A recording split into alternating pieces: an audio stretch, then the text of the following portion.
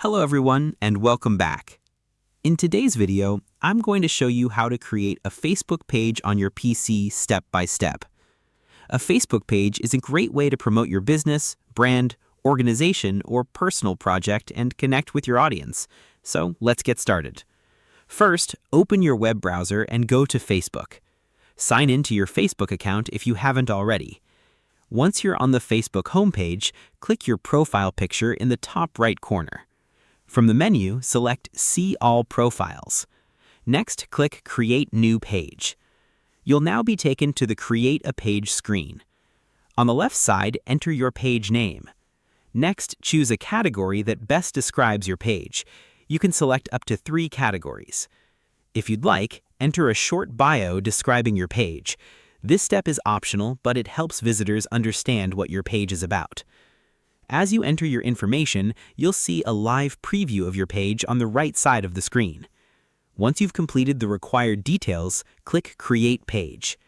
Facebook will now create your new page. After your page is created, you'll have the option to personalize it. You can upload a profile picture by clicking Add Profile Picture. Next, click Add Cover Photo to upload a banner image that represents your page. After uploading your images, click Save to continue. Facebook may also ask you to invite friends to follow your page. Select the friends you'd like to invite or skip this step if you want to do it later.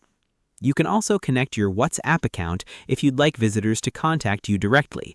This step is optional and can be skipped. Once you finish the setup, you'll be taken to your new Facebook page. From here, you can edit your page information, create your first post, add a call to action button, and customize your page settings.